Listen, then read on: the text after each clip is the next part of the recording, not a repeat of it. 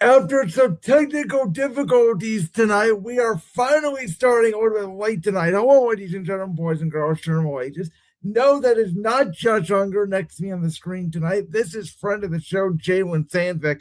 Josh Ungar is actually currently 5 hours ahead of us, Jalen, in Germany for the next 2 weeks. So, Josh, we hope you're enjoying your time vacationing in a great country known as Germany. But Jalen, you're here to hold down the fort because we got a lot going on. Yeah, I mean, Sweet 16 games tonight. The Tribe plays tonight. I want to talk about that too. Why are we playing at 10-10? Listen. I'm a college kid, right? Listen, I could stay up late, but if I don't have to, I don't want to. And listen, what was the harm in playing at 1 o'clock? So it would be 4 o'clock in Seattle. I don't understand that, but it's opening day. We're here, and I'm excited to be here, Josh. I'm coming for your job, buddy. I'm kidding. I can never do it like the great Josh Hunger, but I'm ready. I can try my best. We're going to start off by talking about March Madness tonight because the sentiment over the first 4 days of the NCAA tournament was, oh, no mid-majors are allowed. There's going to be no Cinderellas. And it really feels like the tournament's just all for blue bloods. And I disagreed with that. I think Iowa upsetting Florida was a great moment. Thursday, we had fantastic games featuring Siena, Duke, High Point upsetting Wisconsin. Like, sure, maybe we didn't get a 13, 14, 15, 16 seed for sure upset, but we got a lot of good games, and Cinderella may not be what it used to be. And we're going to go over our brackets here in a second, Jalen, but I still found the tournament absolutely fascinating to watch. Please don't make me go over my bracket. I don't want to be sad. I'm okay. By the way, John said he's tuning in right now. He's currently in France, and that Jalen, you cannot take his job. Hey, man, listen. I might be inconsistent when you guys ask me to come on here because my life's absolutely insane. But listen, when we're all three here, which Josh, get back from Germany. Let me hop on. He's in France right now, actually. Oh, you're chilling we'll get back from France. Listen, we got some business to take care of. We got some UFC to talk. We got things to talk. So get your butt back from France, and let's I heard he's there for a month. Is that true? He's gonna be out for the next 2 weeks. Man, Josh is leaving all of us behind, man. All of us. All right, it's okay. Get back to the madness, my friend. Get back to the madness now. Yes, there are no 14, 15, 16, but if you haven't been enjoying this tournament, you don't like basketball, and that is quite simple. And listen, excuse me. To me, March isn't about the upsets. It's about the game. It's about the 40 minutes of fast-paced action, the defense that is actually being played, the white boy who's got class on Monday for accounting but drains 17 threes to come back down 25 to make it a 4-point game with 30 seconds left. Yeah, that's what it's about. The way VCU did against North Carolina. Exactly. And me and Josh talked about this last week. So in the first round, Jalen, I only technically had 3 upsets. I had South Florida, which did not hit against Louisville. I had Utah State over Villanova, which did hit. And then I also had where's the other 9-8 that I had? I believe it was, hold on. I had Iowa over Clemson, which also hit. So those were my only 3 upsets. And I said that I think the tournament's going to be filled more with blue bloods now. I think NIL has actually helped the tournament. It's been an epic tournament, in my opinion. It's been a crazy amount of great games. Had there been more blowouts than we had gotten in tournaments past? Absolutely, yes, that's true. I think in the last 10 tournaments, we had 20 blowouts before NIL. And in the last 5 years with NIL, we've had 25 blowouts. So you're getting more blowouts, but the benefit of it is look at this Sweet 16. Duke and St. John's, Michigan State and UConn, Iowa, Nebraska, Big Ten matchup, Illinois and Houston, Arizona, Arkansas, Purdue against Miami, Michigan against Alabama, Tennessee against Iowa State. Like, those are 8 fantastic basketball games. I don't mean to cut you off, but if any of my lovely family gets sent this through TikTok, because somehow they find my TikTok clips or they find the show. Guys, I love you, and I know tomorrow I have a graduation party. Shout out my cousin for graduating early. That is awesome. But if you think I'm not going to be a little disconnected from the family watching March Madness in the living room, you got it all wrong. Listen, I love you all, but Duke and St. John's play, and I'm just making it known. I'm just making it known. I love you all, but listen, we got March. And by the way, thank you, Josh, for correcting me. Apparently, I said that Purdue was playing Miami. They're actually playing Texas, who, of course, is the 111 seed in this tournament that did pull off an upset. My one big upset in the whole bracket was St. John's over Duke in the Sweet 16, so I hope that hits. My Final Four is all still intact. I had UConn, Houston, Arizona, and Michigan. I am down one of my Final Four in one of my brackets with Virginia, which I don't even want to talk about that game. Excuse me. I don't even want to speak on that game. And Gonzaga in my other bracket. So I think I'm doing all right. You know, I could be doing a lot worse.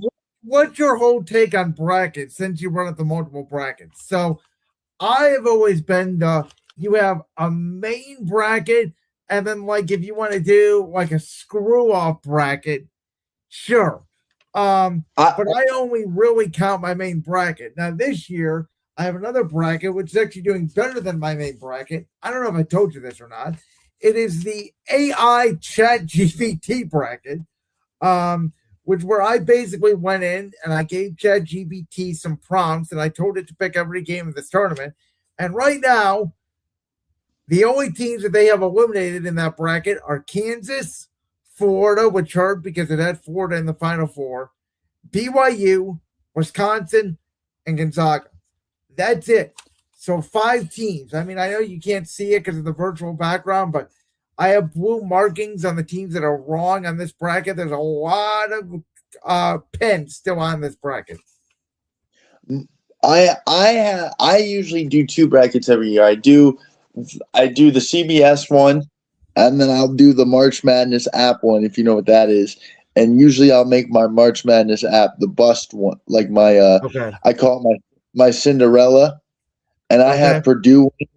I know Purdue's still a number 1, but like no, not a lot of people are picking Purdue, and majority of them are upsets. And it's not looking too hot for me. It's not looking too hot for my Cinderella bracket. However, listen, I just think we need to temper our expectations for Cinderella. Like, would it be awesome if Siena would have upset Duke and you know Wright's who did Wright State play in the first round? Was it Virginia? I'm trying to pull it up here real quick. Wright State did play Virginia in the first round. So, like, if Wright State would have pulled off that upset, or Siena would have beat Duke, would it have been insane madness? Yes. But my argument is the best part about March Madness is when you almost get that upset, but the favorite still wins. The Vanderbilt game was the best game I've watched. Oh, that was incredible. I mean, the shot. I mean, how close did you be, Jalen? You're a big basketball guy. The ball is literally in the freaking net. It literally, to put it in funnier terms, it literally did everything with the girl except for make out with her. Literally everything. We're going there. It took her out. It bought her. It literally did everything it had to do, and I had Vandy winning that game, and it didn't happen. Let me ask you this, because I've had this sentiment from watching the first 4 games, And by the way, to steal a line from our friend Josh Ungar, tonight I'm going to find my favorite spot on the couch as soon as we're done with this show. And I'm watching all of the March Madness games, and the Dodgers are also on tonight, and the Guardians are on tonight. It's going to be a great night of sports.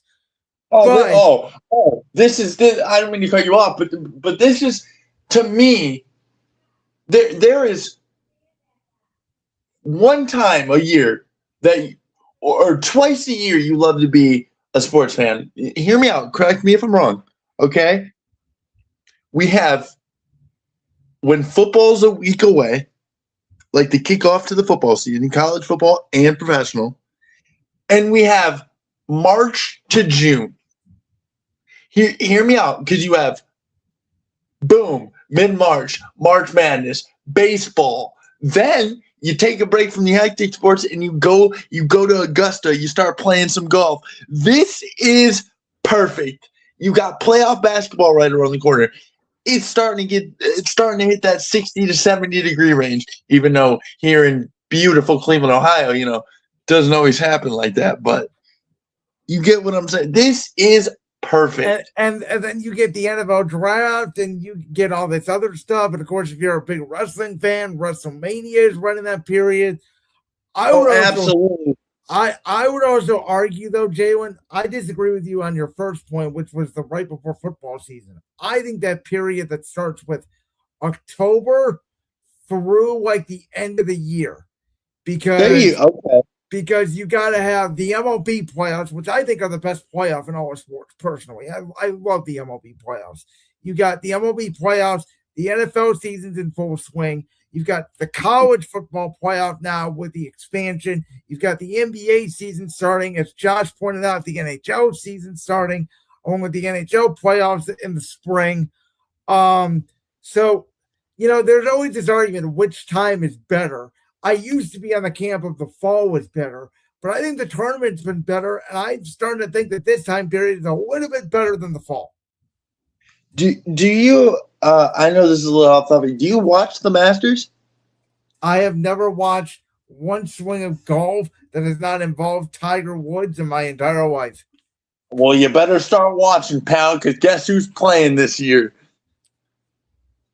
You better get down to, as the great Ray Charles would say, Georgia. That beautiful, beautiful music filling my ears. Sounds like a Trump impression to me. That beautiful music filling my ears. I love the Masters. Tiger's a great guy. Oh, man. Great guy. All right. But before we get off this topic, so I have St. John's upsetting Duke tomorrow night. Is there an upset? Do you think that's going to happen? We already saw one number one team go down in Florida. Oh, I don't believe that there's an upset that could happen more than St. John's. St. John's is hot. They're playing great basketball, and Duke looked shaky. Duke has not looked like Duke. I told you this. You took a shot at me right in the chest. You said Duke almost chokes every year. I said, and I quote, I almost picked Duke every year because I grew up loving Kyrie Irving and Christian Laettner. And you said, quote, they choke almost every year, and you could not be. There's 2 years of Duke I'll never forget. One of them was last year, the year with Cooper Flagg, when everybody and their mother bet them, including yours truly, to win the national championship, and they didn't pull through for me in the Final Four. The other year, 2019 year, when they had Zion Williamson and R.J. Barrett, and they lost pretty early, I believe, to a Michigan State team, if I recall correctly. Yeah, that was. I remember last year you were pissed. I think I did it though, because that same week was the week that I think Kevin Owens went out in WWE and hurt his back and did the injury angle. So I did like a emergency podcast, basically screaming my lungs out about Duke and Kevin Owens. Yeah, it was like weird. It was like 9 p.m. and it's like Brandon's World going live, and I was like, oh boy.